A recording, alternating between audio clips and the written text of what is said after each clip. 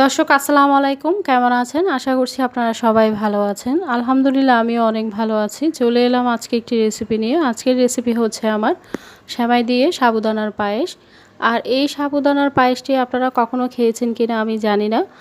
আর আপনারা বাসায় অবশ্যই ট্রাই করে দেখবেন। আর খেতেও কিন্তু খুবই সুস্বাদু লাগে। আশা করছি আমার আজকের রেসিপি আপনাদের ভালো লাগবে। আর ভালো লাগলে অবশ্যই আমার ভিডিওটিতে একটা লাইক দিবেন, সাবস্ক্রাইব করবেন আমার চ্যানেলে। আর কি কি উপকরণ লাগছে এই সাবুদানার পায়েসটি তৈরি করার জন্য চলুন গিয়ে দেখে আসি।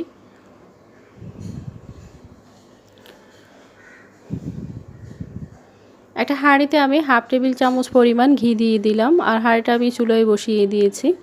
আর ঘিটা দিয়ে আমি এখানে কাজু বাদাম নিয়েছি আর চীনা বাদাম নিয়েছি পরিমাণ মতো। বাদামটাকে 1 মিনিট সময় নিয়ে ভেজে নিচ্ছি।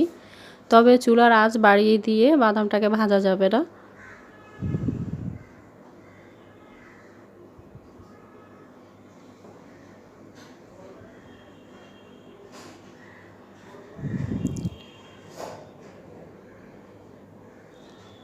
আর বাদামটাকে অনবরত নাড়তে হবে। এই পর্যায়ে বাদামটা আমার ভাজা হয়ে গেছে।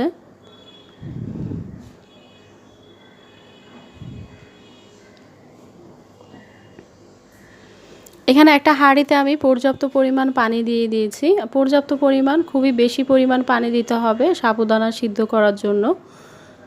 আর কম পানি দিয়ে যদি সাবুদানাটা আপনারা সিদ্ধ করতে চান তাহলে সাবুদানাটা কিন্তু আপনার দলা বেঁধে যাবে। আর সাবুদানাটা আমি এখানে 1/3 কাপ পরিমাণ ব্যবহার করেছি।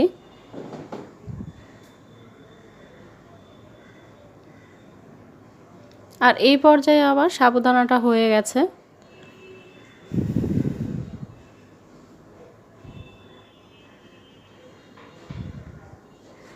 সাবুদানাটাকে এবার আমি একটু পানিটা ঝরিয়ে নিচ্ছি।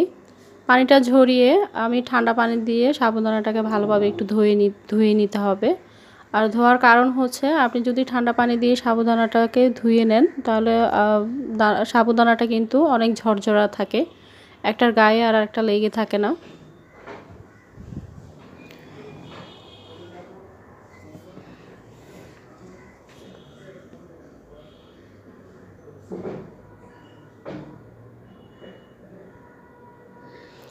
যে হাঁড়িতে আমি সাবুদানা সিদ্ধ করেছিলাম একই হাঁড়িতে আমি দুধ দিয়ে বসিয়ে দিয়েছি। 1.5 লিটার পরিমাণ দুধ দিয়ে দিলাম। আর এখানে 1 কাপ পরিমাণ চিনি নিয়েছি। তবে পুরো 1 কাপ চিনি আমি ব্যবহার করব না। এখানে 1.25 কাপ চিনি আমি দিয়ে দিয়েছি।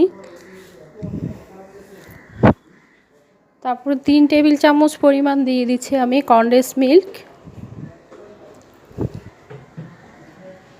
আপনারা কনডেন্সড মিল্কের বদলে গুঁড়ো দুধটাও ব্যবহার করতে পারবেন।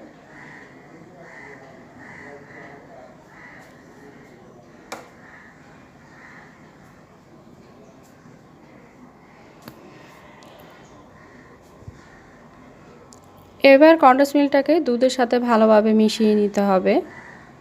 আর ভালোভাবে একটু নেড়েচেড়ে দিতে হবে, নিচে দিয়ে যেন লেগে না যায়। 4-5টা আমি এলাচ দিয়ে দিচ্ছি। আর এই পায়েসের মধ্যে একটু এলাচের পরিমাণটা বাড়িয়ে দিতে হবে।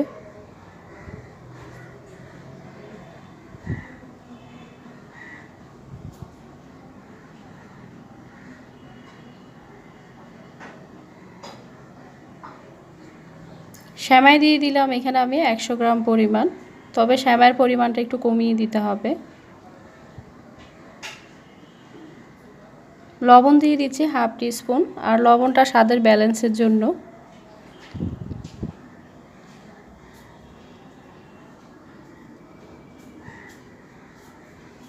আর এখন দিয়ে দিচ্ছি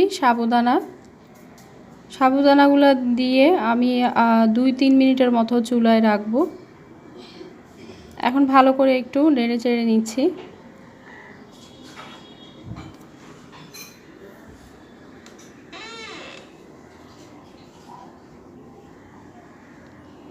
আর এই পর্যায়ে আমার পায়েসটা হয়ে গেছে, দেখতে পাচ্ছেন। এটা বেশি ঘনও না আর খুবই পাতলাও না।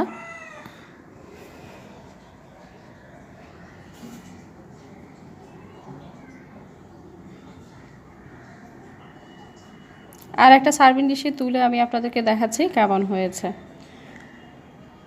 কিছু পেস্তা বাদাম দিয়ে আমি সাবুদানার উপরে সাজিয়ে দিচ্ছি। আর কিছু কাজু বাদামও দিয়ে দিচ্ছি। এটা অপশনাল, এটা চাইলে আপনারা দিতে পারেন, আর না চাইলে এটা আপনারা বাদ দিতে পারেন।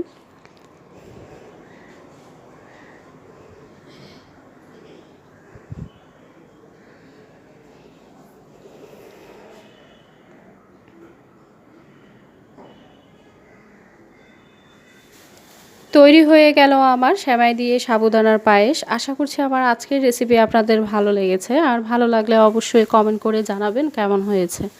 আজকের মতো বিদায় নিচ্ছি। আল্লাহ হাফেজ।